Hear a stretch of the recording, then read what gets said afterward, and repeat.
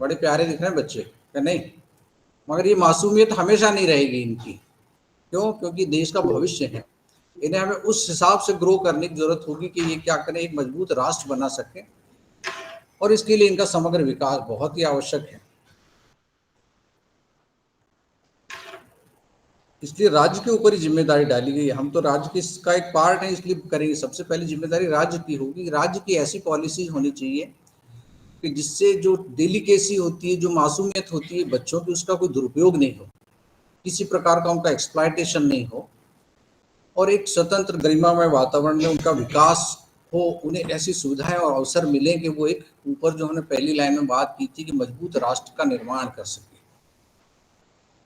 तो इसके लिए प्रावधान कहाँ किए गए? थोड़े से प्रावधान है संविधान के अनुच्छेद 15 में कि राज्य की जिम्मेदारी डाली गई है कि राज्य को क्या शक्तियां दी गई कि बालकों के लिए, महिलाओं के लिए भी और कई लोगों के लिए, मगर हम सिर्फ हमारा जो विषय है उसके बारे में बात करना चाहेंगे। इसलिए कि बालकों के लिए यहाँ पर विशेष शक्तियां राज्य को दी गई कि उनके लिए प्रावधान कर सकते हैं। क्या जिम्मेदारी डाली गई राज्य के ऊपर?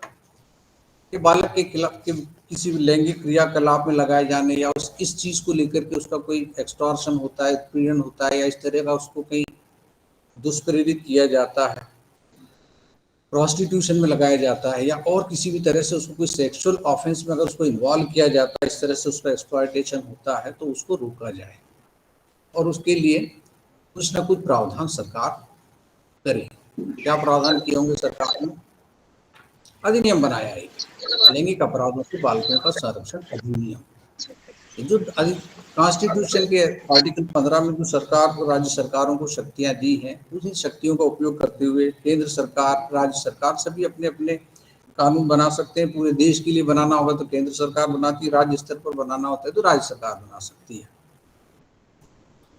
अब इस विधि की अपन ऑब्जेक्ट की बात करें, ऊपर जो जो चीजें अपन ने देखी वही मोर और लेस इसके हर कानून के उद्देश्य का बनाई जाती है। उसमें क्या विषय या इस कानून का बनाने का हमारा क्या पर्पस है, ये सरकार उसमें ही एक्सप्रेस करती है। तो ये लैंगिक हमला, लैंगिक उत्पीड़न या अश्लील साहित्य, सभी लोगों को जानकारी इस बारे में, इन चीजों से बालकों का संरक्षण करने के लिए ये अधिनियम बनाया है।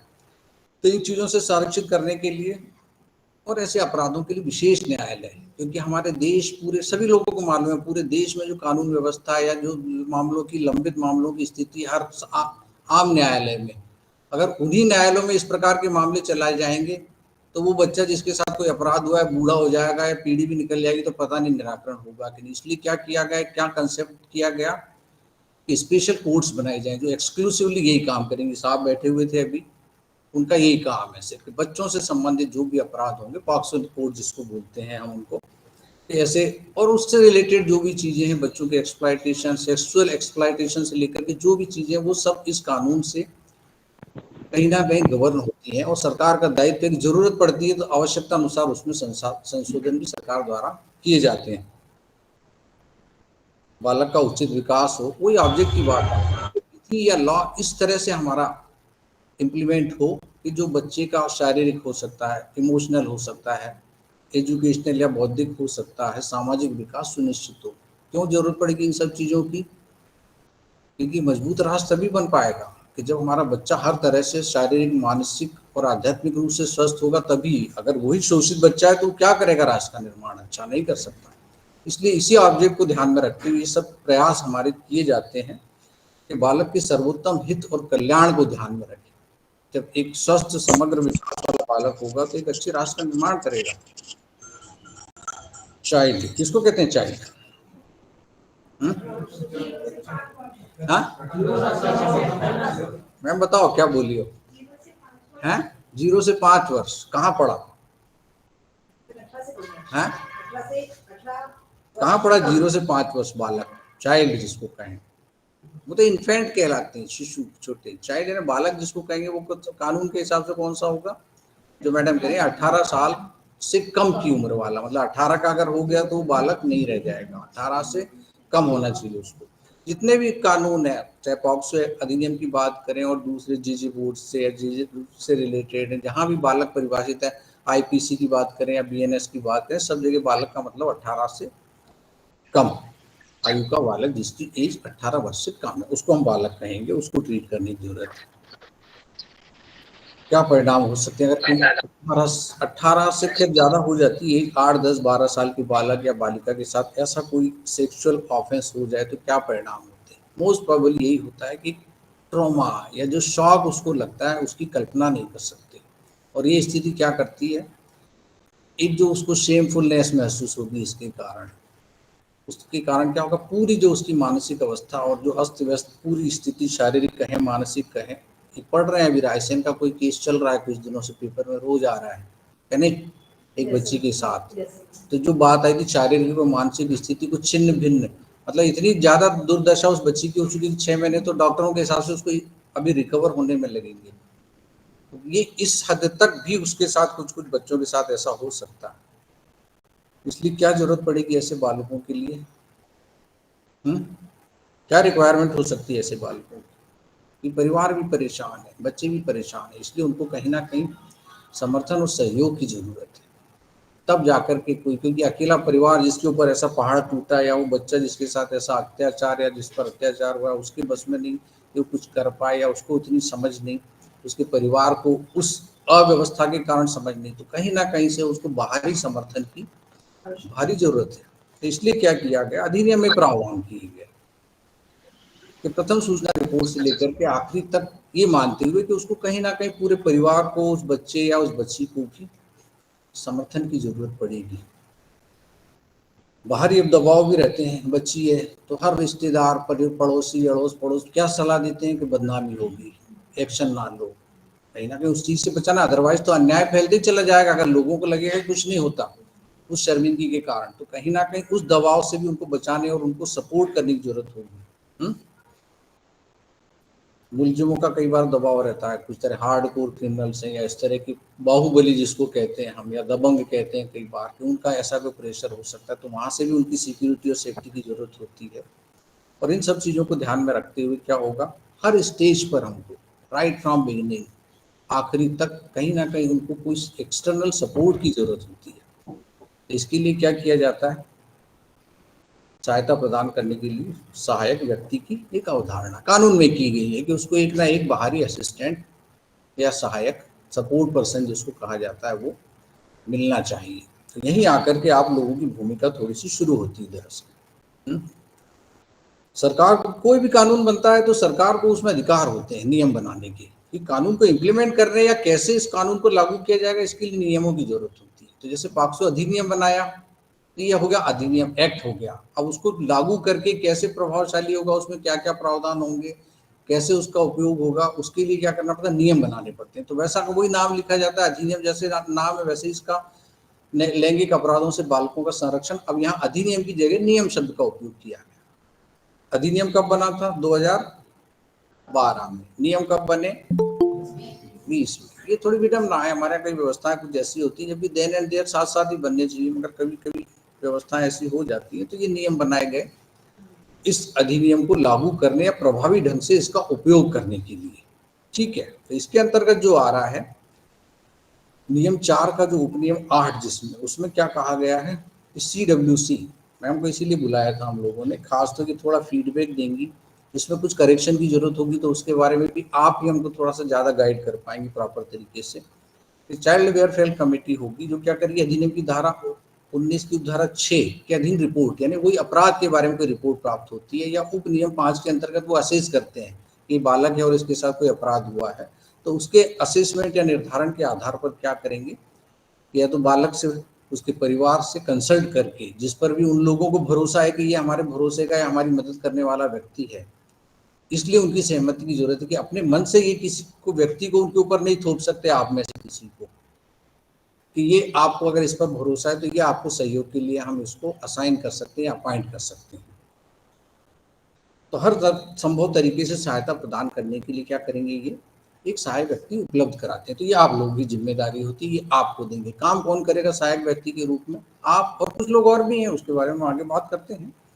जी सर। तो क्या करेगा, आप पहले तो ये बनाएंगे, और special juvenile police unit, madam वहीं से आए हैं, कि वहाँ उनको इंटीमेट करेंगे भाई इनको एक सहायक व्यक्ति उपलब्ध कराया जाए। हमारे यहाँ से आपकी लिस्ट आप लोगों की सहायक व्यक्तियों की इनके यहाँ गई है कि नहीं मुझे नहीं मालूम अभी तक, वो आप बता पाएंगे।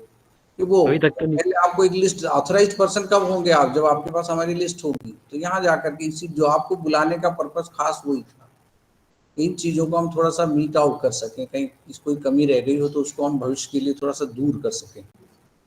स्पेशल जुवेनाइल पुलिस यूनिट को खबर करेंगे, फिर वो यूनिट उसको अपॉइंट करने के बाद उसकी सूचना किसको देगी, कोर्ट को भी देगी विद इन 24 आवर्स, क्योंकि आपकी ऑथेंटिसिटी तभी तय होगी। अदरवाइज कोर्ट के लिए आप एक स्ट्रेंजर पर्सन है, जब तक कोर्ट को ये नहीं मालूम कि ये सहायक है इस मामले में, तब तक वो आपको कोर्ट उस केस तक या एक्सेस नहीं करने देगा, आपकी कोई कंसल्टेंसी मान्य नहीं होगी। इसलिए ये भी जरूरी है कि आपकी तरफ से सूचना जाए। सहायक व्यक्ति कौन हो सकता है, ये इंपॉर्टेंट चीज है। तो कुछ तो अपने ब्लर कर दी, सामाजिक कार्यकर्ता हो सकता है, बाल संरक्षण इकाई का कोई कर्मचारी हो सकता है, बाल देखरेख संस्थान, बालों के मुद्दे पर कार्य करने वाले गैर सरकारी संगठन, ये हो सकते हैं। इनको अपन ने थोड़ा सा ब्लर किया था, क्यों, हल्के अक्षरों में लिखने का कारण था कि यहाँ इनका अपना रिलेवेंस नहीं है। अपना कहाँ से है, नालसा बच्चों को मैत्रीपूर्ण विधिक सेवाएं और विधिक योजना 2015 में बनी थी पहले। उसके बाद क्या हुआ, 2015 के बाद 2021 में एक योजना और बनी थी, उसमें डिसेबल्ड चाइल्ड को उन्होंने इंक्लूड किया था। फिर 15 और 21 की दोनों योजनाओं को एक साथ कंपाइल करके 2024 में फिर एक नई योजना बना दी गई है उसमें, कि उसके अंतर्गत जो भी आप पैरालीगल वॉलंटियर्स हैं वो भी सहायक हो सकते हैं। इसलिए आपका इंपॉर्टेंस है, तो आप लोगों को इस बारे में, इन प्रावधानों के बारे में, आपके काम के बारे में जानकारी होना बहुत ज्यादा जरूरी है। क्या करेंगे आप, सहायक व्यक्ति की हैसियत से पैरालीगल वॉलंटियर जो कार्य कर रहा होगा वो क्या करेगा, बालक और बाल कल्याण समिति और उनके प्रति, इसके बीच में क्या आ रहा है देखना जरा, स्टॉप शेयरिंग करके कुछ बीच में इसको हटा दो ना, थोड़ा सा बीच में नीचे कुछ आ रहा है उसे पढ़ नहीं पा रहे हैं। क्या आपकी जिम्मेदारियों के बारे में ये जो आ रहा है ना, इसको हाइड कर दो। हाँ नीचे ठीक है, चलेगा, कोई बात नहीं, अगर हो जाए हाँ हाइड कर दो, यस ठीक है। बाल कल्याण वॉलंटियर, पैरालीगल वॉलंटियर या सहायक के रूप में जो आपकी बाल कल्याण समिति, न्यायालय और इनके प्रति क्या क्या आपके रोल होंगे और क्या जिम्मेदारियां होंगी इसके बारे में, तो ये नियम पॉक्सो नियम 2020 के नियम 4 में बतलाई गई है। क्या है वो जो भूमिका है आपकी, उसके बारे में हम एक सिंपल सी चर्चा आज करेंगे कि क्या क्या काम आप एक सहायक की हैसियत में करने के लिए सक्षम हैं। ध्यान से सुनेंगे तो आश्चर्य होगा आपको, आपकी शक्तियों के बारे में आपको बड़ा गर्व होगा। लागू कितनी की आज तक मुझे नहीं मालूम, मुझे लगता है 0 है, क्योंकि मैडम बता रही लिस्ट ही नहीं गई है। तो उसके लिए हम प्रयास करेंगे कि आज ही आपके पास लिस्ट पहुंचे। बालकों से संबंधित जानकारियों की गोपनीयता बनाए रखना, बालकों और उनके परिवार की चिंता, डेफिनेटली कुछ ना कुछ परेशानियां, हर्डल है, पूरा परिवार एक दबाव में हमने ऊपर बात की थी उसमें है, तो उसका कहीं ना कहीं समाधान आपको निकालने की कोशिश करनी है। उसके बयान रिकॉर्ड होते हैं बच्चे के, विक्टिम के जिसको कहें, उसका मेडिकल एग्जामिनेशन कराने की जरूरत पड़ती है। उस दौरान आपको उसको असिस्ट करने की जरूरत होगी कि आप उसके साथ रहें और यथासंभव उसको जो जो सहयोग कर सकते हैं वो करें। सुरक्षा संबंधी चिंता हो सकती है, 2 तरह की सुरक्षा, एक तो जो मुलजिम है वो मान लो कोई हार्डकोर क्रिमिनल है या ऐसे आदतन अपराधी या दबंग है, जैसे मैंने पहले भी चर्चा की, उनकी तरफ से कोई प्रेशर हो सकता है, उससे भी उनको सेफ्टी करनी। फिर सोशल जो प्रेशर होता है परिवार का कि बदनामी होगी इसलिए कोई एक्शन ना लो, उसको उससे भी कहीं ना कहीं उन्हें बचाने की जरूरत है, नहीं तो न्याय प्रणाली आगे कैसे बढ़ेगी। इसलिए क्या जिम्मेदारी है कि आप कांस्टेंट उनके संपर्क में रहें, आरोपी के बारे में क्या चल रहा है, क्या नहीं चल रहा है, गिरफ्तार है, उसकी बेल के बारे में, जमानत के बारे में किस स्थिति में है, उसके बारे में कहीं ना कहीं आप सूचित करें उसके परिवार को, ताकि परिवार उस तरह से सचेत या अलर्ट रहे। फिर आपराधिक न्याय अभियोजन में सम्मिलित जो स्टेजेस होती हैं, FIR लिखी जाएगी, उसके बाद इन्वेस्टिगेशन होगा। मैडम क्या कोई प्रॉब्लम आ रहा है बैठने में? इसमें मैडम इस पे आ जाइए आप, तो सामने आ रहा है ना डायरेक्ट, थोड़ा और इधर हो, इस चेयर पे भी आ जाए, कोई हर्ज नहीं, थोड़ा सा आप जैसा आपको कंफर्टेबल लगे। FIR लिखाने से लेकर के जजमेंट होने तक कई स्टेजेस होती है केस की, ट्रायल की, प्रोसिक्यूशन जिसको कहा जाता है, तो उसमें परिवार को हर स्टेज पर जानकारी देना। तो वही बात जो आई थी पहले कि आपकी लिस्ट होगी, अधिकृत रूप से अगर आप उसके सहायक हैं तो कोर्ट आपको सहयोग करेगी। आपका काम है आप इंटीमेट करेंगे कोर्ट को कि ये सहायक है, अमुक अमुक पैरालीगल वॉलंटियर इस मामले में, तो फिर कोर्ट आपको सहयोग करेगी। तो वो पूरी की पूरी जानकारी आप वहाँ कोर्ट से प्राप्त करके इनके परिवार को कम्युनिकेट करेंगे। क्योंकि परिवार जी से उम्मीद नहीं की जा सकती, उस बच्चे से उम्मीद नहीं की जा सकती कि नियमित रूप से न्यायालय जाए या स्टेजेस के बारे में देख पाए। जी जी सर। आपकी भूमिका के बारे में बात करते हैं कोर्ट की, तो क्या करना है, सार्वजनिक और निजी आपातकालीन और संकटकालीन सेवाओं की क्या क्या उस बच्चे को सहायता मेडिकल मिल सकता है, और कुछ सोशल इकोनॉमिकल किस किस तरह की सहायताएं उसको मिल सकती हैं, आप लोगों से जानकारी लेकर के उसको आप CWC वगैरह से उनको कन्वे करने के लिए जिम्मेदार होंगे या आप करेंगे। पीड़ित प्रतिकर, सरकार की जिम्मेदारी होती है कि हर व्यक्ति को अपराध से बचाए, और नहीं होता है तो ये एक लॉ बना दिया कि फिर सरकार की जिम्मेदारी होती है कि उसको कंपनसेट करेगा किसी व्यक्ति के साथ कोई अपराध हुआ है। इसलिए पीड़ित प्रतिकर योजना बनाई है कि किसी व्यक्ति के साथ इस तरह के कोई ऑफेंसेस होते हैं तो उसको सरकार कुछ ना कुछ ग्रांट दे, कुछ सहायता, आर्थिक सहायता करे उसको। तो इसलिए ये प्रावधानों के बारे में भी आपको यहाँ जानकारी हम लोग देते ही समय समय पर जो आयोजन करते हैं वो आप उन तक कन्वे करेंगे। जो मैडम ने जो अपने भाषण में बताया था कि मालूम ही नहीं था उस परिवार को कि हम कहाँ जाएं, कैसे सहायता लें, तो ये स्थिति इसमें भी बनेगी कि उनको नहीं मालूम कि हमें कोई आर्थिक सहायता मिल सकती है, मेडिकल सहायता मिल सकती है या किसी और तरह की, तो उसके लिए हमारी जिम्मेदारी की क्या हम उनको कन्वे करें।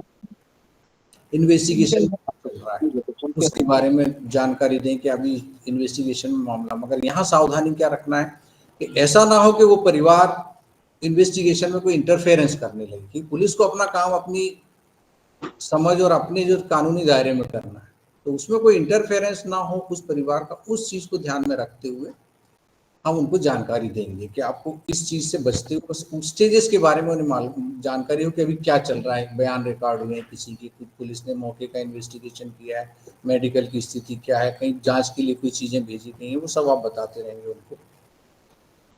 अगर चार्जशीट पेश हो गई है तो वो जानकारी भी आप रखेंगे और उनके परिवार को कि हाँ मामले में चालान पेश हो गया है, तो आगे अलर्ट रहेंगे कि अब गवाही के लिए जाने की स्थिति आ सकती है, थोड़े दिन में कुछ ऐसा हो सकता है। कोई स्टेज होगी, एक तो मेन कौन सी होती है, गवाही के लिए बालक को जाना है, परिवार को जाना है, विटनेसेस को जाना है, तो वो जानकारी हम देंगे कि चार्जशीट पेश हो चुकी है, अब कभी भी भविष्य में आपको गवाही के लिए समन्स से बुलाया जा सकता है, गवाहों को बुलाया जा सकता है। उसके अलावा अगर जैसे कोई बेल मैटर आ रहा है उस मुलजिम का और परिवार चाहता है कि नहीं हम भी इसको अपोज करें, या कोई और स्टेज पर किसी दूसरे गवाह की गवाही चल रही है उसको भी परिवार के लोग वॉच करना चाहते हैं, देखना चाहते हैं ऑब्जर्व, तो वो भी हम जानकारी देंगे कि अगर वो चाहें तो अपीयर हो सकते हैं कोर्ट में, ये जानकारी भी हम उनको देंगे परिवार के लोगों को।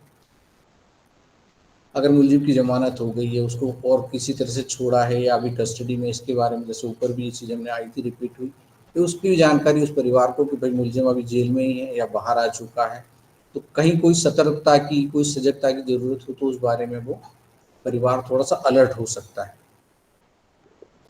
फिर उसके बाद ट्रायल पूरी होती तो निर्णय क्या हुआ इसके बारे में भी हमारी जिम्मेदारी होगी कि हम उस परिवार को अवगत कराएं। अगर कहीं कोई एक्विटल का मामला ऐसा लग रहा है कि कहीं कोई लेकुना रह गया, कहीं कोई कमी है, तो उसको आगे अपील वपील के लिए भी हम उसको सलाह दे सकते हैं, आगे उसके लिए कार्रवाइयाँ कर सकते हैं वरिष्ठ न्यायालय के लिए। पैरालीगल वॉलंटियर को क्या करना है, अपडेट एकत्रित करना है बच्चे के भी संबंध में, मामले के बारे में, तो कहाँ कहाँ से मिलेंगे, पुलिस से मिलेंगे, इन्वेस्टिगेटिंग ऑफिसर से मिलेंगे, बच्चे का जो एडवोकेट होते हैं उनसे आपको जानकारी मिलेगी, तो आपको उनके सतत या लगातार उनके संपर्क में रहने की जरूरत होगी कि आप सतत उनके संपर्क में रहें, ये सब चीजें कम होंगी।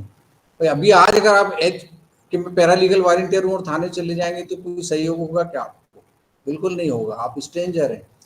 मगर जब अधिकृत रूप से आपको अगर अपॉइंट किया जाएगा सहायक के रूप में, तो फिर पुलिस अधिकारी की, इन्वेस्टिगेटिंग ऑफिसर की ड्यूटी होगी कि वो आपको हर जानकारी उपलब्ध कराएं। अगर आप सिर्फ पैरालीगल वॉलंटियर के रूप में चले जाते हैं तो अभी कोई स्टेटस नहीं है आपका, कोई ग्रेविटी नहीं है, कोई पावर नहीं है आपके पास। जी सर। चीज़ों की जानकारी के साथ साथ अपनी ऑथेंटिसिटी भी आपको तय करने की जरूरत है, तब आप भी जाकर के इनसे बात कर सकते हैं, आराम से अधिवक्ता से बात कर सकते हैं, इन्वेस्टिगेटिंग ऑफिसर से बात कर सकते हैं, और करनी चाहिए। और जो भी कुछ बातें ऊपर आई थी कि परिवार से आप लगातार संपर्क में उस परिवार के, तो हर चीज के बारे में, जमानत के बारे में, चार्जशीट पेश होने के बारे में, गवाही के बारे में, ये सब चीजें आप उन परिवार के लोगों को कन्वे करेंगे या उनके साथ शेयर करेंगे। और क्या करेंगे, बालक से नियमित रूप से कहीं ना कहीं उसका जो मॉरल डाउन हो रहा है उस परिवार का, या कहीं ना कहीं जो उनका फ्रस्ट्रेशन है, जो हताशा निराशा हो सकती है उनकी, उन सब चीजों को दूर करने के लिए बालक या तो कहाँ होगा, शेल्टर होम में रख देते हैं कई बार हम, किसी संस्थान में अगर मान लो उसका कोई देख रेख करने वाला नहीं है, या परिवार के किसी व्यक्ति ने उसके साथ कुछ ऐसा एट्रोसिटी की है, तब लगता है कि घर में इसका रहना सुरक्षित नहीं बच्चे का, तो फिर उसको क्या करते हैं, किसी शेल्टर होम वगैरह या ऐसे सुरक्षित स्थान पर, तो वहां भी आप जाकर के उससे संपर्क कर सकेंगे। मगर वहां भी मिलने के जो रिस्ट्रिक्शंस होते हैं वो वही है कि आप बाल संस्थान में जाकर के सीधे बच्चे से संपर्क करने की स्थिति में कब होंगे, जब आप अधिकृत सहायक होंगे, तब आप अपना अथॉरिटी बताएंगे, तब आपको वहां पर भी उस बालक तक एक्सेस करने का अवसर मिलेगा। जी और जी वहां जाकर के उससे बात करेंगे, उसकी जो भी नेसेसिटीज हो सकती हैं, जो रिक्वायरमेंट्स हो सकती हैं, उसके बारे में आप उस बच्चे से चर्चा कर सकते हैं, परिवार के लोगों से चर्चा कर सकते हैं। और सब चीज़ों का इवेल्युएशन भी आपको, जो जो आप कर रहे हैं, जो जो हो रहा है, उसका कहीं ना कहीं आपको मूल्यांकन भी समय समय पर करते रहने की जरूरत होगी। एक अच्छी खासी एक्सरसाइज और बड़ा पायस काम है एक्चुअली। पैरा लीगल वॉलंटियर के रूप में जितनी भी आपकी जिम्मेदारियां हैं, उसमें मेरा ख्याल है सबसे ज्यादा जिम्मेदारी का और सबसे ज्यादा पवित्र काम यही है। इसलिए उतनी जी सर। संजीदगी से और उतनी मेहनत से हमको काम करने की इसमें जरूरत पड़ेगी कि आपको असेसमेंट भी जी करते रहना। सिर्फ चले गए, उससे मिला है, बच्चे से हालचाल पूछा है, बात खत्म हो गई, ऐसा नहीं होगा। कहीं ना कहीं हम उसको नोट डाउन करेंगे, वास्तविक उसकी रिक्वायरमेंट है कि नहीं उसके बारे में हम कुछ ना कुछ पूछताछ करेंगे, नोट करके रखेंगे, और बाद में इकट्ठा कुछ कुछ दिनों के समय अंतराल से उसको हम इवेल्युएशन करते रहेंगे कि जो हमने किया उसका कोई इम्पैक्ट या प्रभाव है कि नहीं। जी जी सर। और उसको क्या करना है, जो भी इवेल्युएशन किया है उसको बाल कल्याण CWC को आपको कन्वे भी करते रहना, बीच बीच में अपडेट देते रहना कि साहब ये प्रोग्रेस थी, मैंने जो जो काम किया उसका ये परिणाम है। इससे क्या होगा समझ। कि उसकी जो शारीरिक कोई डेवलपमेंट ठीक ठाक है, उसकी शारीरिक अवस्था में सेंटिमेंट्स वगैरह के बारे में कोई प्रॉब्लम, मेंटल कंडीशन बच्चे की कैसी है, कहीं बार बार डिस्ट्रैक्ट तो नहीं हो रहा, क्योंकि ऐसी कोई आपदा होती है कई बार बच्चे सपने में डर रहे हैं, ये हो रहा है, मेंटल कंडीशन उनकी बड़ी खराब हो जाती है। उन सब चीज़ों का असेसमेंट हम करके बाल कल्याण समिति को कन्वे करते रहेंगे बीच बीच में, ताकि उससे क्या होगा कि परिवार को कोई प्रॉब्लम है या बच्चे को कोई प्रॉब्लम है तो उसका कोई ना कोई सॉल्यूशन निकाला जा सके। क्या होगा, मनोवैज्ञानिक साइकोलॉजिकल की जरूरत पड़ सकती है कहीं ना कहीं। अक्सर यही होगा, जब हमने ऊपर बात की थी कि उसको ट्रॉमा में चले जाते हैं, डिप्रेशन में चले जाते हैं, किसी तरह की शॉक की स्थिति में, तो वहां पर दवाइयों के अलावा मनोवैज्ञानिक देखभाल या इस तरह की कंसल्टेंसी की जरूरत ज़्यादा पड़ती है। इस तरह से काउंसलिंग की जाती है, वहाँ हमें मेडिकल जो एविडेंस या मेडिकल जो रिक्वायरमेंट होती है वो तो हम पूरी करेंगे ही, उसके अलावा इस तरह से स्पेशलिस्ट मनोवैज्ञानिक जो सहायताएं हो सकती है उसके बारे में भी हमें कुछ ना कुछ प्रयास करते रहने की जरूरत होगी। ये सब कब कर पाएंगे, जब हम कांस्टेंट उस परिवार और उस बच्चे के संपर्क में रहेंगे। व्यक्तिगत रूप से चर्चा कर सकते हैं। और चिकित्सीय देखभाल, अगर आप बच्चे से मिले, आपको कोई प्रॉब्लम लग रहा है कि इसको भी मेडिकल रिक्वायरमेंट है, किसी और मनोवैज्ञानिक सहायता की जरूरत है, तो आप क्या करेंगे, CWC को अप्रोच करेंगे कि जी साहब जी ये सर। मैंने उसको बात की, उससे असेसमेंट किया, क्योंकि आप लोगों की व्यस्तता अलग होती है, हमेशा उन बच्चों के साथ नहीं जा सकते हैं क्योंकि आपके पास और भी जिम्मेदारियां होती हैं। जी अगर सर। आप अपनी रिपोर्ट, अपने ऑब्जर्वेशन अगर आपको कन्वे करेंगे तो फिर आप कुछ ना कुछ अवश्य करेंगे कि आपकी जिम्मेदारी भी और आप करते हैं उसी भाव से काम करते हैं। मगर जी हर जी बच्चे से जा जा करके मिल पाना या असेसमेंट कर पाना इनके लिए संभव नहीं होता। सहायक की जो अवधारणा करने के पीछे जो भाव है वो यही है कि आप लोगों से ज्यादा, उस गांव का है, उस मोहल्ले का है जहाँ आप रह रहे हैं, तो आप ज्यादा अच्छे से उससे कनेक्टेड हैं। इवोल्यूशन करके आप तक कन्वे कर पाएंगे तो ज्यादा बेहतर तरीके से आप ये अपनी सेवाएं उसको दे सकेंगे। किसी उसका मेडिकल अगर कोई रिक्वायरमेंट है, उसके बारे में कोई आदेश की जरूरत है, मान लो स्पेशल कोई ट्रीटमेंट है, पैसा ज्यादा लग रहा है, तो फिर कोर्ट ऑर्डर हो सकता है, CWC की कोई फंड्स होते हैं वहां से ही सहायता कर सकते हैं, या जो भी इनकी पावर है उसमें कर सकते हैं। तो ये तब कर पाएंगे जब आप उसमें सहयोग करेंगे। बाल कल्याण समिति को जो भी आप रिपोर्ट पेश करेंगे कि इसको और मेडिकल नीड या हायर सेंटर पर ले जाने की जरूरत है, इसकी जहाँ इलाज चल रहा है उतना अच्छा नहीं चल पा रहा है, तो ये सब चीजें आप उनको कन्वे कर पाएंगे। एक ये भी आता है, कई बार स्कूलों से रिलेटेड बात हो जाती है, स्कूल में टीचर्स ने, स्टाफ ने, किसी ने कुछ इस तरह का कर दिया, और या स्कूल का एटमॉस्फेयर सेफ नहीं है, या स्कूल सर। जाना बंद हो गया वही मेंटल ट्रॉमा या मेंटल प्रॉब्लम के कारण कि उस स्कूल में नहीं जा पा रहा है बच्चा या बच्ची, तो उसको क्या करना है, या तो वहाँ कंटिन्यू कर पा रहा है ठीक है, नहीं तो फिर क्या करेंगे, स्कूल बदलवाने के लिए, उसके एडमिशन के लिए हमको प्रयास करने पड़ेंगे। तो वहाँ स्कूल का एटमॉस्फेयर कैसा है। अभी थोड़े दिन पहले पढ़ा होगा पेपर में, एक बच्ची ने सुसाइड कर लिया, 5 साल की ने स्कूल टीचर को बार बार कन्वे किया, बच्चे उसका सेक्सुअल ऑफेंस से रिलेशन नहीं है उसका, मगर उसके साथी उसको परेशान करते थे। टीचर से कंप्लेंट की उसने, मगर वो नहीं ध्यान दिया उन्होंने। अल्टीमेटली बच्ची इतना फ्रस्ट्रेट हो गई कि उसने छत से कूद के आत्महत्या कर ली। 5-6 साल की बच्ची, शायद 2-4 दिन पहले पेपर में। तो कहीं ना कहीं मेंटल कंडीशन बच्चों की असेस करने के लिए, ये जो इस तरह के केसेस होंगे इसमें और ज्यादा स्थिति खराब होती। वो तो बच्चे परेशान कर रहे थे, वो इतनी सी बात थी, मगर जो बच्चों की सेंसिटिविटी होती है उस चीज को हाईलाइट करने के लिए मैंने वो इलस्ट्रेशन दिया कि इसमें क्या, अगर उनके साथ कोई अपराध हुआ है तो उनकी जो मानसिक अवस्था होगी बहुत ज्यादा गंभीर रूप से खराब हो सकती है। तो वहां हमें इन चीज पर कि उसी स्कूल में कंटिन्यू कर पा रहा है कि नहीं कर पा रहा है, या कोई दूसरा स्कूल बदलने की जरूरत है क्या, उसको उसका ध्यान कहीं भंग हो रहा है तो उस चीज को हम कैसे मीट आउट कर सकते हैं। जो साइकोलॉजिकल ट्रीटमेंट की बात या कंसल्टेंसी की बात आएगी, वो हमें सब चीजें असेस करके इन पर प्रयास करने की जरूरत होगी। और हर जगह कहाँ लगेगा, आपकी मदद के बगैर कुछ नहीं कर पाएंगे। आपका काम सिर्फ इवेल्युएट करके आप तक कन्वे करना है। मोस्ट ऑफ दी वर्क आपका ये है, क्योंकि आप हर जगह हर बच्चे से, पूरे जिले के बच्चों से मिल पाना, आपके पास पूरा जिला है, जिला बहुत बड़ा है हमारा, तो वो संभव नहीं कि आप लोग हर जगह जा सकें, इसलिए आप लोगों की मदद की जरूरत होती है। जी जी। और भी क्या करना है इसके अलावा, ऊपर जो अपन ने काम देखे वो तो करना ही है, पैरालीगल वॉलंटियर के ऊपर लीगली वो चीजें आ गई। उसके अलावा और क्या हो सकते हैं काम, तो पीड़ित प्रतिकर, क्योंकि सरकार ऐसे मामलों में पीड़ित प्रतिकर के प्रावधान है। कुछ कुछ अमाउंट उनको रिहेबिलिटेशन के लिए, सहयोग के लिए, आर्थिक सहयोग के लिए, या कुछ और चीज़ों इलाज के लिए भी हो सकता है, वो दिया जाता है। तो मगर इन सब चीज़ों के लिए क्या होता है, कैश पेमेंट तो नहीं होता सरकारी महकमे में। क्या करना पड़ेगा उनको, बैंक खाता खुलवाना पड़ेगा उस बच्चे का या परिवार का या गार्जियन का। तो जहाँ बैंक खाते की बात आती है तो क्या आधार कार्ड, पैन कार्ड, इस खाता खुलाना, ये सभी बड़ा टेक्निकल प्रोसेस है। तो यहाँ भी आपका काम है कि उनकी मदद करें, उन बच्चों का ये सब काम कराने में, उस परिवार की। और जो जो सुविधाएं, कई नई नई घोषणाएं होती रहती हैं कभी कभी सरकार की तरफ से, तो उनके बारे में भी आप अपडेट रहेंगे और उस परिवार को करेंगे। उनसे अपेक्षा नहीं कर सकते हम कि वो कुछ कर पा रहे हैं, ये मान के चलेंगे। तो इसलिए हम इन सब व्यवस्थाओं को आपके सहयोग से जानकारी में रखेंगे और उन्हें बतलाएंगे कि ये सुविधाएं या ये सहूलियतें आप लोगों को उपलब्ध हो सकती हैं।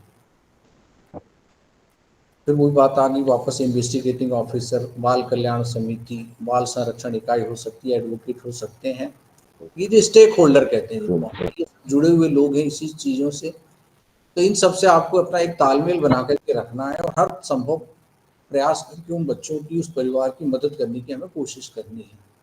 इसके अलावा क्या करना है, आपको विशेष न्यायालयों को भी उसके बच्चों की स्थिति के बारे में, मानसिक स्थिति, भावनात्मक, मनोवैज्ञानिक, आपने पहले अपन ने देखा था वो क्या था, CWC को आपको बताना था, तो कोर्ट को भी आपको कम्युनिकेट करना है। मगर वही बात वापस वही रिपीट होगी कि कोर्ट आपकी उस रिपोर्ट को या उसको कब एक्सेप्ट करेगा, जब आपकी ऑथेंटिसिटी आपके माध्यम से तय होगी कि फलाना व्यक्ति इस मामले में वो है, सहायक है, तब फिर कोर्ट आपको उतना रिस्पॉन्ड करेगी और आप जो भी पेश करेंगे उस केस में, उनसे कन्वे करेंगे जज साहब को, वो उसके बारे में कुछ ना कुछ एक्ट अपान कर पाएंगे। ये बताने के लिए, क्योंकि आप लगातार बालक के संपर्क में हैं, आपकी बनिस्बत आप ज्यादा संपर्क में हैं, तो क्या कर पा रहे हैं आप, कैसे गवाही रिकॉर्ड होगी, बच्चा बोल पाने की स्थिति में है कि नहीं, उसका मेंटल लेवल क्या है, किस तरह से बयान दे पाएगा, उस बारे में भी आप कोर्ट को कन्वे कर सकते हैं कि साहब इसकी बयान के लिए अगर हम इसको बुलाएंगे, आप इसको बुलाएंगे, तो कम से कम आपको ये रिक्वायरमेंट होगी। कोई स्पेशलिस्ट हो सकता है, ट्रांसलेटर की जरूरत होती है। जैसे हमारे यहाँ कोई मान लो कोई ठेठ गांव का कोई बालक है, उसको सिवाय निमाड़ी के कोई सी भाषा नहीं आती, तो जज साहब से तो एक्सपेक्ट नहीं कर सकते कि वो उनको भी आती है।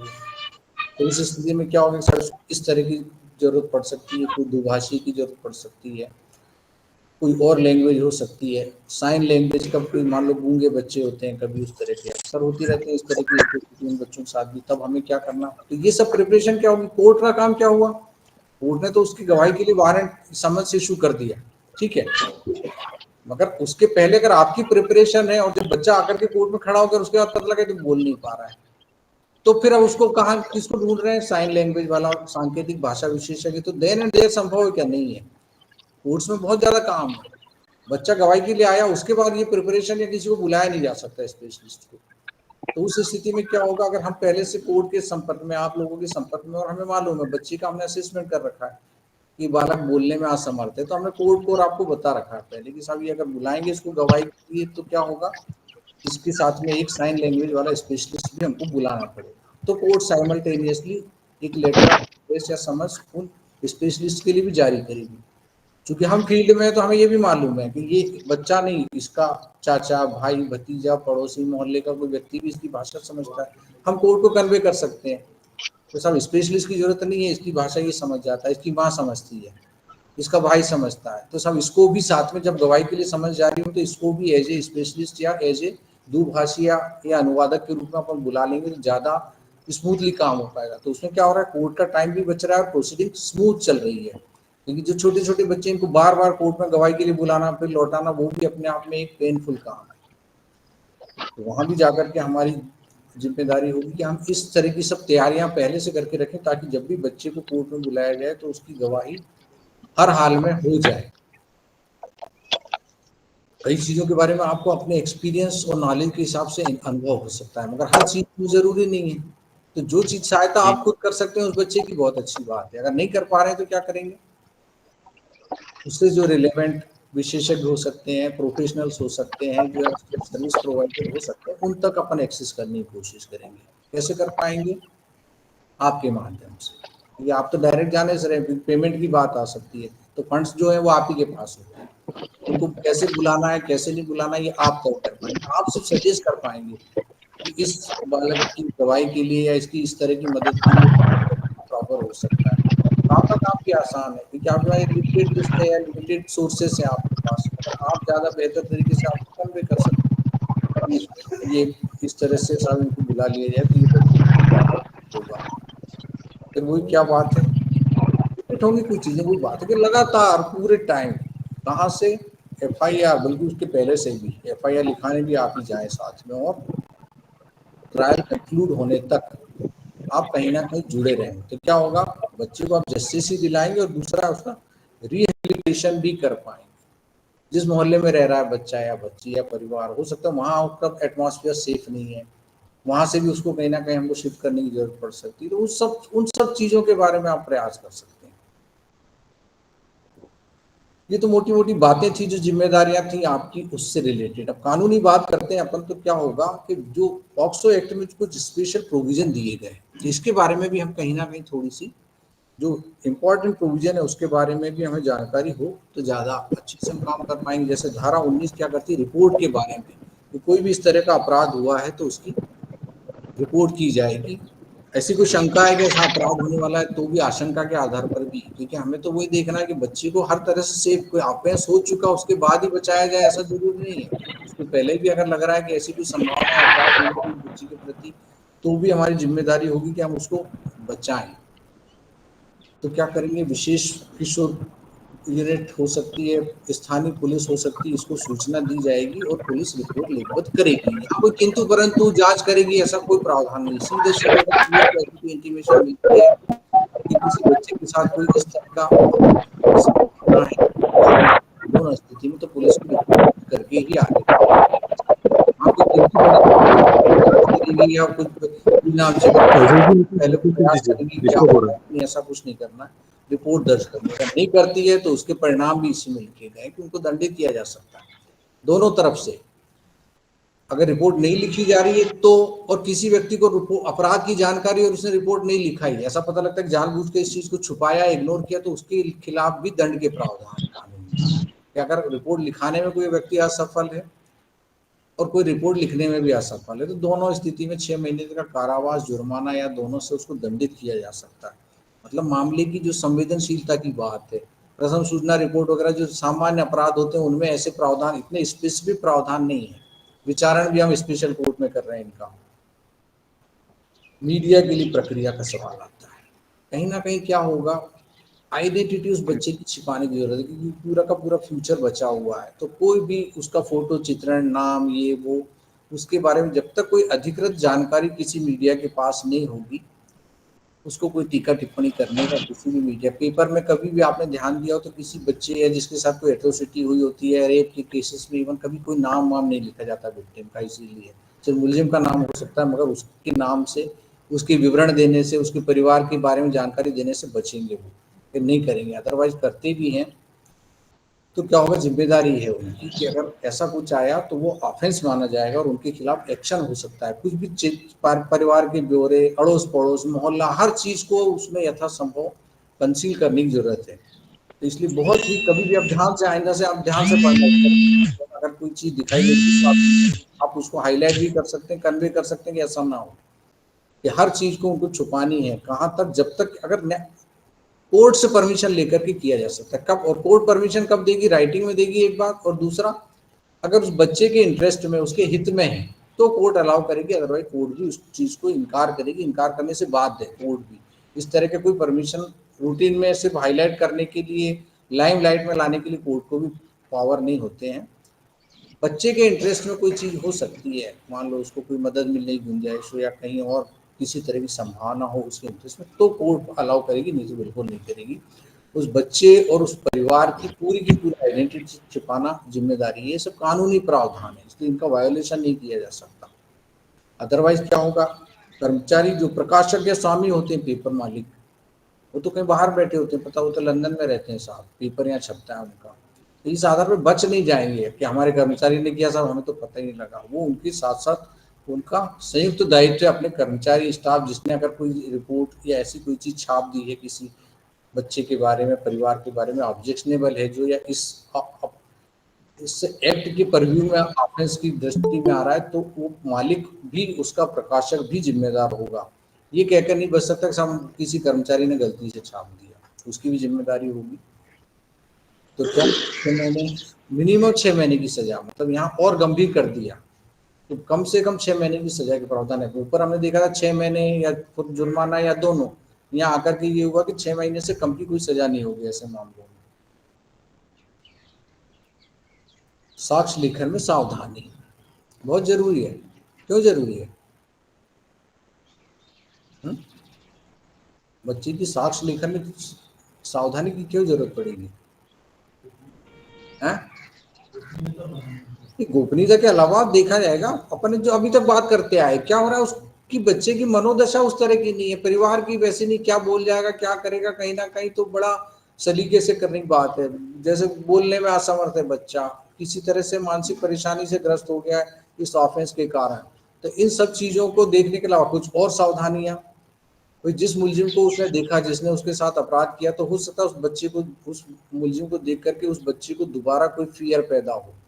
तो यहाँ पर भी स्पेशल प्रावधान किए गए कि जो जब गवाही ली जाएगी बच्चे की, तब भी उस बच्चे को कोर्ट में मौजूद रहेगा, मुलजिम भी रहेगा, मगर उसको मुलजिम से उसका आमना सामना ना हो, इस बात की सावधानी रखी जाएगी कि साक्ष्य अभिलिखित करते समय क्या हो कि उस अभियुक्त और वो आमना सामना ना हो, उसकी नजरें ना मिले। इसलिए इस तरह के प्रयास किए जाते हैं। तो स्पेशल कोर्ट बनाई जाती है। पॉक्सो साहब चले गए, अभी यहाँ भी हो सका एक बार नहीं हो तो इन लोगों को विजिट कराना कोर्ट का, टाइम लगे 2 बजे की, इस तरह का अरेंजमेंट होता है यहाँ पर बच्चों के बयान लेने के लिए, कि बच्चा इस तरह से बैठ कर के कैमरे के सामने या पर्दे की आड़ से इस तरह से बयान देता है, अपने अधिवक्ता के संपर्क में रहेगा।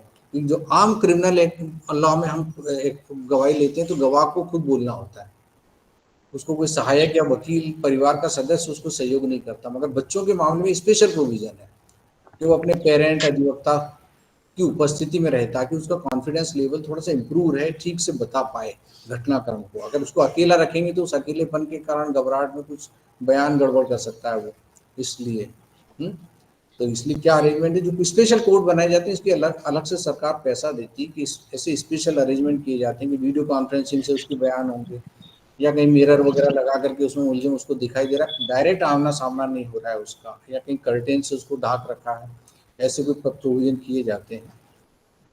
फिर क्या होता है, सार्वजनिक रूप से, जैसे कोर्ट में क्या होता है, ओपन कोर्ट होती है इन जनरल, कोई भी बयान दे रहा है, कोई भी लोग सुन रहे होते हैं, खड़े होते हैं। मगर इनके भी बच्चों के लिए इस तरह या पॉक्सो कोर्ट में स्पेशल प्रोविजन होंगे कि कैमरा प्रोसीडिंग कहा जाता है, क्योंकि बंद कमरे में जहाँ बच्चा है, सिर्फ जज साहब है, मुलजिम की दूर से कहीं दिखाई दे रहा है, डायरेक्ट नहीं दिखाई दे रहा है, बच्चे के पेरेंट्स, एडवोकेट, बस उतने लिमिटेड लोग रहेंगे। वहां जाकर के हम करेंगे, परिवार का सदस्य कौन सा लेंगे उस बच्चे के लिए, जो जिसके प्रति कॉन्फिडेंट हो। कई बार होता है पिताओं को लेकर के आते कि पिता ने बच्चे के साथ कुछ ऐसी एट्रोसिटी, और ऐसी स्थिति में अगर पिता को भी रखा तो क्या होगा, गड़बड़ हो जाएगा।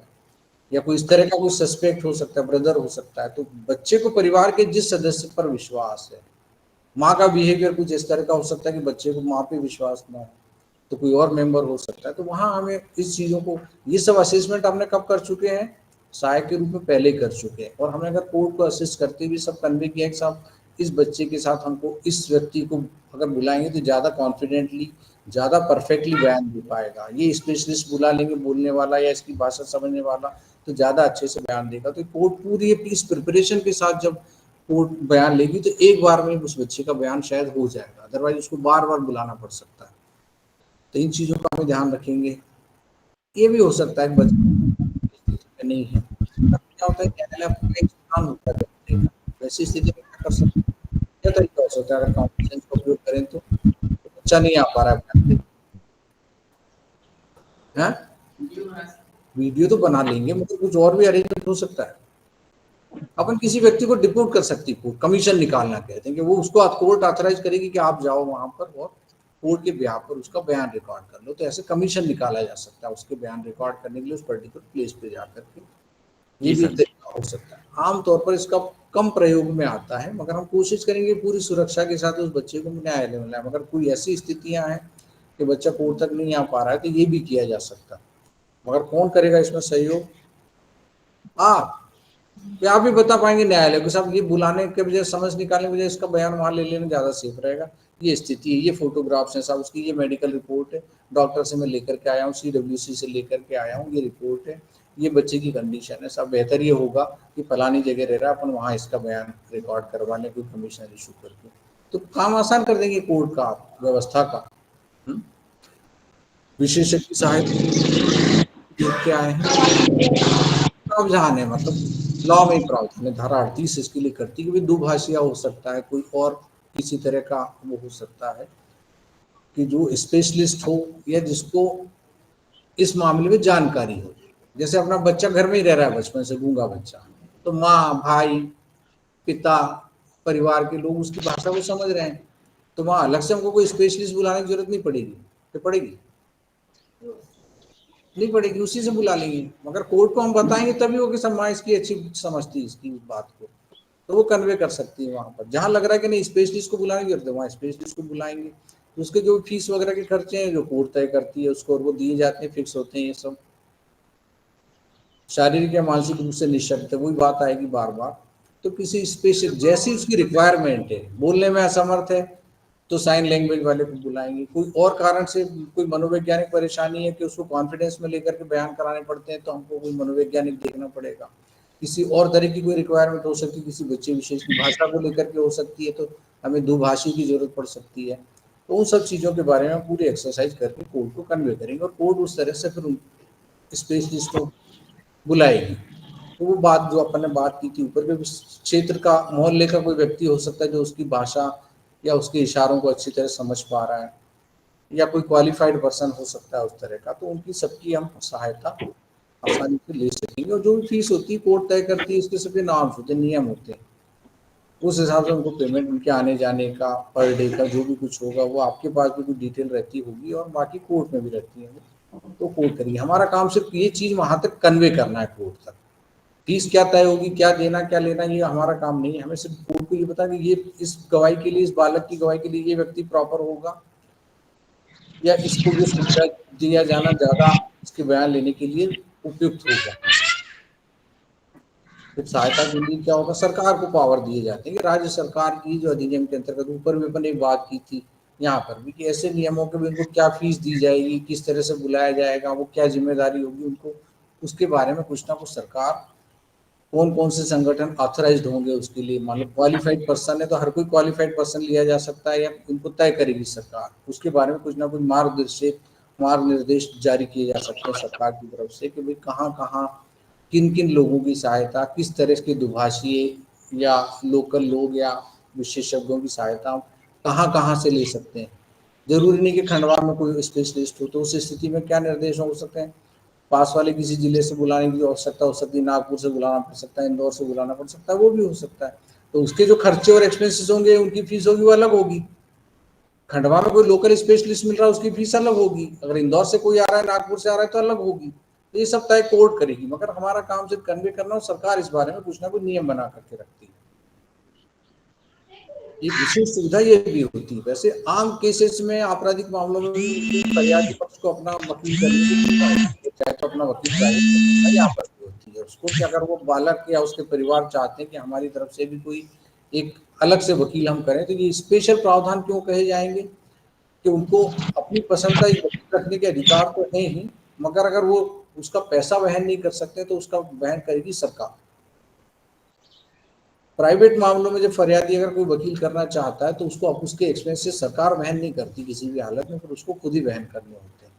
मगर यहाँ पर एक स्पेशल प्रावधान ये किए गए कि अगर वो नहीं दे पा रहा है तो लीगल एड से उसकी फीस, जो भी वकील साहब की फीस वगैरह होगी वो अदा की जाएगी, या सरकार की तरफ से उसका पेमेंट अदा किया जाएगा। अब क्या किया, एक फॉर्मेट बना दिया, फॉर्म ए है, फॉर्म ए कहते हैं ना मैडम इसको, प्रारूप ए, ये भर के देते हो आप लोग, जरूरत पड़ी कि नहीं पड़ी इसकी, किसको देना होता है मालूम ही नहीं है, किस देखा कि नहीं ये फॉर्म आपने कभी फॉर्म में है? फॉर्म ए, अपन तो पॉक्सो की बात कर रहे हैं, तो आपसे सीडब्ल्यूसी से रिलेटेड फॉर्म ही नहीं मालूम है तो और क्या? सर सीडब्ल्यूसी के सामने जब पीड़िता को लेके जाते हैं, हिंदी में प्रारूप ख बोलते हैं सर। ये तो उसी प्रारूप में दिया होगा, सूचनाएं और सेवाएं प्राप्त करने के लिए यौन शोषण पीड़ित बालिकाओं के क्या अधिकार है? तो क्या रहता है इसमें? पूरी बालक की कोई इंफॉर्मेशन रहती है कि कहाँ ले रहा है और किस स्थिति में और परिवार का नहीं, वो अलग, वो आप बाल न्यायालय में चलिए, वो अलग बात चीज है। तो ये है कि आपने सीडब्ल्यूसी वाला है उससे रिलेटेड नहीं पढ़ा भाई, एफआईआर इसके राइट, हम क्या बात कर रहे हैं उसके अधिकार, ये एक फॉर्मेट में दे दिए। इन्वेस्टिगेटिंग ऑफिसर और पुलिस की जिम्मेदारी, सीडब्ल्यूसी की जिम्मेदारी कि उसको एफआईआर की कॉपी मिलनी चाहिए। फरियादी को इन जनरल भी प्रावधान है कि एफआईआर की कॉपी दी जाती है, मगर यहाँ स्पेसिफिक प्रोविजन है, पूरा उसका अटेस्टेशन होगा, वेरिफिकेशन होगा, इसलिए इंपॉर्टेंट है ये कि प्रारूप में पूरे फॉर्मेट के उसको एफआईआर की कॉपी प्राप्त करने का अधिकार है। पुलिस उसकी जिम्मेदारी की उसको पूरी सुरक्षा और सुरक्षा प्रदान करेगी। तो सिविल अस्पताल पीएससी से जो भी निःशुल्क चिकित्सीय परीक्षण प्राप्त करने की सुविधा उसको उपलब्ध है, उसका अधिकार है ये। उसको जो भी मानसिक मनोवैज्ञानिक कुशलता के लिए परामर्श और सलाह की जरूरत है वो भी आपको प्रोवाइड करनी है उसको। महिला पुलिस अधिकारी द्वारा बालक के बयान की रिकॉर्डिंग के लिए बालक के घर या जहां भी जा सकते हैं, मतलब बालक को की कन्वीनियंस देखनी है, आपको आपकी कन्वीनियंस नहीं देखनी है, तो जहां उसको कन्वीनियंट लग रहा है वहां आपको जाकर के उसको सहयोग करना है। संयुक्त परिवार में हुआ है, किसी निगरानी से भरोसा है, वही बात है कि अक्सर पिताओं को लेकर के ये चीजें आ जाती हैं कई बार, तो वो वहां जाकर के कि उसको क्या करेंगे वैसे स्थिति में, घर ही उसके लिए सेफ नहीं था बेचारे बच्चे के लिए, क्या करना है, कहीं सेफ प्लेस पर हमको शिफ्ट करने की जरूरत होगी। सीडब्ल्यूसी की सिफारिश पर तत्काल सहायता और मदद, तो आप लोगों को कन्वे होगा कि ऐसी स्थिति थी तो इमीडिएट उसको रिलीफ जो भी देनी है वो देनी है। आरोपियों से या अन्यथा जो भी उसको शेल्टर या सुरक्षा दी जा सकती है, जिन जिन चीजों से उसको बचाने की जरूरत होगी उसके बारे में हमें बात देखना पड़ेगा। ऊपर जो चीजें देखी है, मान लो बोल नहीं पा रहा है, कोई और प्रॉब्लम है, लैंग्वेज प्रॉब्लम है, कि जो गांव के थे, गांव के बच्चे आज भी वही है, उनको कभी भाषा का ज्ञान नहीं पड़ेंगे तो उनको जो लोकल लैंग्वेज है उसके अलावा कुछ नहीं समझते, हिंदी तक नहीं समझते, ऐसे मिलेंगे तो वहाँ हमको किसी की जरूरत पड़ सकती है। ये लोग ज्यादा बेहतर पर्सन हो सकते हैं उस स्थिति में। विशेष शिक्षक, अक्षम बालक या विशिष्ट बालक हो सकता है, कोई स्पेसिफिक पर्सन है, स्पेसिफिक केयर की जरूरत है तो उसके लिए कोई स्पेशलिस्ट उस पर्टिकुलर फील्ड का चाहिए, उसकी सहायता की जरूरत है, उसका अधिकार है। निःशुल्क विधिक सहायता ये उसका अधिकार है। सहायक व्यक्ति का बाल कल्याण समिति, ये आपका काम है। कितने नियुक्त किए अभी तक आपने? 14। केस कितने चल रहे हैं यहाँ? पॉक्सो के यहाँ तो ढेरों चल रहे हैं केस, मेरा 300 से 400 फाइलें बता रहे हैं मेजर। तो ये कहीं ना कहीं अवेयरनेस की कमी है, इसलिए हम कहीं ना कहीं इस बारे में ये लेक्चर रखने हैं, हम इनको बुलाने के पीछे पर्पस ही हमारा ये कि भाई केस कम से कम 400 साढ़े 400 है वहाँ पर पॉक्सो कोर्ट में, मगर सहायक नियुक्ति अपनी 14 में है जैसे, तो कहीं ना कहीं इसको है, तो कहीं ना कहीं इसको इम्प्रूव बुलाए आप लोगों को, इसीलिए बुलाया था हमने। थाने वाने भी कहा था कि जो जो इससे रिलेटेड पर्सन है उनमें कोई ना कोई अधिकृत व्यक्ति या ऑथराइज पर्सन यहाँ रहे, ताकि वो हम उसको बता पाए कि भाई इस बारे में भी हमको अवेयरनेस की बहुत जरूरत है। कंट्रोल रूम में मीटिंग करवा दी, बाल कल्याण समिति उसकी जो एजुकेशन की बात की थी, ऊपर जो चीजें हमने की थी वो कहीं ना कहीं यहाँ कंपाइल हुई है कि उसकी एजुकेशन कैसे कंटिन्यू की जाए उस बच्चे की, उसकी जो प्राइवेसी है उसके बारे में पब्लिकेशन को लेकर के, अदरवाइज भी कहीं कोई उस इधर उधर ना छाप दे। मीडिया में सब इंक्लूडेड, न्यूज़पेपर भी हैं और दूसरा मीडिया होता है हमारा, ये वाला भी है, आईटी वाला। जिला मजिस्ट्रेट, पुलिस अधीक्षक महत्वपूर्ण संपर्क, ये उस बच्चे को प्रोवाइड करनी है कि अगर तुम्हें जरूरत पड़ रही, कोई इमरजेंसी आ गई तो भी आपके पास ये नंबर है, आप इनको फोन कर सकते हैं। ये सब जिम्मेदारी हम लोगों की है कि हम उनको बताएं।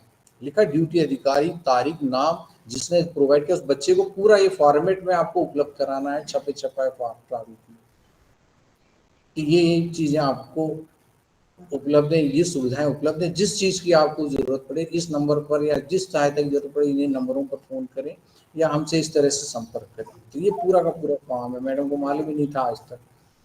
यही दुर्भाग्य है हमारा कि हमारे यहाँ 500 की 450 केस बता रहे थे जज साहब, मगर प्रारूप क्या है, क्या सुविधाएं मालूम नहीं। हमारा एक भी हमारे यहाँ का कोई पैरालीगल वॉलंटियर नहीं, मोहल्लों में ये पूरे जिले के लोग हैं, ये मोहल्ले मोहल्ले गांव गांव से लिए गए लोग हैं, लोकल लोगों को जानते हैं। तो इनसे ज्यादा बेहतर कोई पर्सन, जो हमने लिखा था ऊपर देखे तो सब ब्लर किए थे मैंने, सामाजिक कार्यकर्ता और भी जो थे, तो सामाजिक कार्यकर्ता तो जिले का है, यहाँ बैठा खंडवा में, उसको क्या मालूम। मगर मोदी वाला अगर हमारे यहाँ है तो उसको मोदी की ज्यादा जानकारी है, वो ज्यादा बेहतर तरीके से समझ पा रहा है, उसको बताएगा वो। तो इसलिए कहीं ना कहीं हमें जरूरत है कि हम इन चीजों को थोड़ा सा और ज्यादा एक्टिव तरीके से इम्प्लीमेंट करने की कोशिश करें। Overview of the child protection framework in India. Bharat में जो अपने पास एक चाइल्ड फ्रेमवर्क, क्या मतलब उनको प्रोटेक्ट करने के लिए क्या क्या किस लेवल पर क्या क्या है, स्टेट लेवल से मतलब नेशन से लेकर के तालुका तक के, नेशनल लेवल की बात करते हैं तो क्या है, national commission for the protection of child right, NCPCR कहा जाता है इसको, ये तो मालूम होंगे मैडम। फिर ministry of women and child development, ये बच्चों के प्रोटेक्शन के लिए काम करने वाली हमारी संस्थाएं हैं कि इनको अधिकार है, इनको पावर है, ये करते हैं काम। फिर चाइल्ड हेल्पलाइन होती है, ये मतलब सेंट्रल लेवल की बात है, ये सही है। मैं 1098 कि नहीं मालूम, मालूम है मैडम आप दोनों को है? नहीं तो कॉमेडी हो जाएगी अगर आपको भी कहो कि हमें नहीं मालूम ये नंबर, इसीलिए कहा। 9 महीने से हम लोग अभी नियुक्त हैं और इन 9 महीने में हम लोगों को अभी एक भी ट्रेनिंग नहीं है। बस वही बात है। Central adoption resource authority, central resource adoption authority ये है, अपन ने कहा बात की, ये नेशनल लेवल पर बालकों के प्रोटेक्शन का जो फ्रेमवर्क है, ये संस्थाएं हैं, ठीक है। फिर अपन आते हैं स्टेट लेवल पर, इसके लिए एक अलग महकमा हुआ, state commission for protection of child right होगा, ठीक है। फिर department of women and child development एक अलग हुआ, ऊपर क्या था, मिनिस्ट्री थी, अब वो नीचे स्टेट लेवल पर डिपार्टमेंट है उसी तरह का, ठीक है। फिर क्या है, चाइल्ड प्रोटेक्शन सोसाइटी बनाई जाती है कुछ अपने यहाँ, ऐसी कोई सोसाइटी है CWC के अलावा नहीं है, तो वो CWC और होगा state adoption resource agency.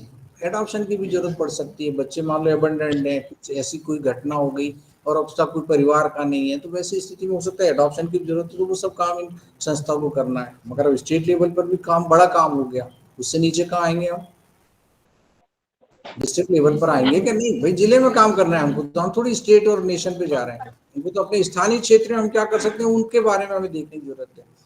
District child protection committee होती है, ठीक है, शॉर्ट में लिखा जाता है DCPC, क्या वो मैं तो ये चलेगी, मैं डिस्ट्रैक्ट होता हूँ कि सुन नहीं रहे ध्यान से, अपन फिर गपशप करेंगे आराम से बैठ के। डिस्ट्रिक्ट चाइल्ड प्रोटेक्शन यूनिट होती है एक डिस्ट्रिक्ट लेवल पर, ठीक है। फिर family based care scheme arrangement, child and institutions होते हैं, स्पेशलाइज्ड एडॉप्शन एजेंसीज होती हैं। स्टेट लेवल पर तो एडॉप्शन का सवाल नहीं, हमको तो जिला लेवल पर चाहिए कि भाई कोई जिले में कोई बच्चा है कहीं तो किसी को देना है या इस तरह की स्थिति है उसको भी। फिर चाइल्ड वेलफेयर कमेटी होती है, जो साहिबान हमारे यहाँ बैठे ही हैं लोग। फिर जुवेनाइल जस्टिस बोर्ड होता है, मैडम बुला नहीं पाए अनफॉर्चुनेटली, मिसकम्युनिकेशन हो गया इसलिए उन्हें भी बुलाना था, मगर स्पेशल जुवेनाइल पुलिस यूनिट होती है, मैडम आई है हमारे यहाँ, है उसी से आई ना।